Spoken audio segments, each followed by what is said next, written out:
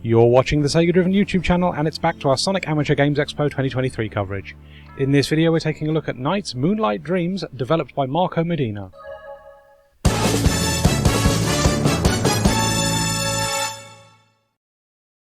So, we've got another NiGHTS fan game on our hands here.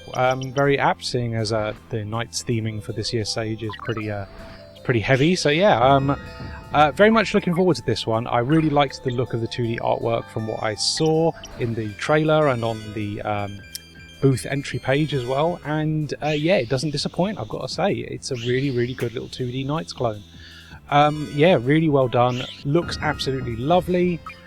Plays exactly as you'd expect. Once again though, unfortunately, like NiGHTS Open Dreams, we're missing the tricking. So there's no way to sort of really ramp up the high scores, and as a result I found myself having a bit of a hard time getting the better grades on this one. But honestly, like, if you're willing to give this the time and actually like use as much time as possible in each lap as you go round for each of the ideas, which there's only 4 on this one as well, yeah, you can really rack up the scores and get the best grades. But you do have to really make the most of the time, and I was kind of just rushing through this to capture some B-roll. But yeah, it's a very good little thing. It plays like NiGHTS. It looks like NiGHTS. It's very pretty. I do love the 2D artwork. I like the parallax effect they use for the rings, which is a really nice little touch.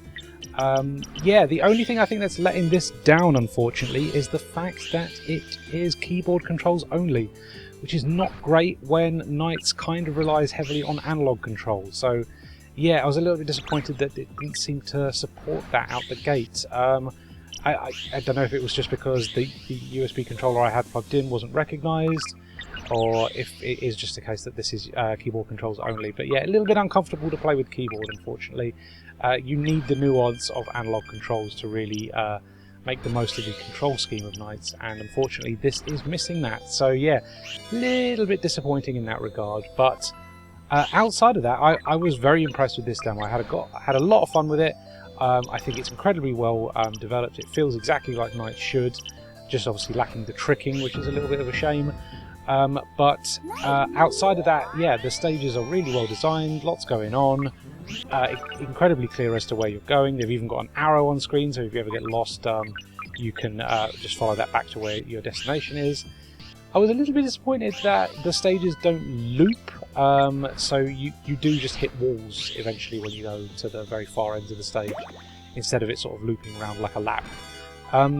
So yeah, so just some minor problems there. Just, yeah, I would like analog controls, and I'd like the stages to loop, and I'd like an easier way to gain a high score, like using the trick system, like in the original game.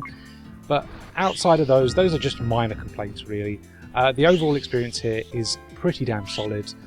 Certainly worth a go if you're a NiGHTS fan. I think this is the better of the 2 NiGHTS fan games I've played so far at this year's stage. So yeah, highly recommended. Give this one a go. I think we're onto a winner here, and I certainly would like to see more of this in the future. Hopefully we can get more stages, because at the moment it's just the one stage, but you do unlock some extra bits out when you clear it. So yeah, certainly some replay value in that as well. But yeah, great little game this. Definitely check this one out if you're a NiGHTS fan.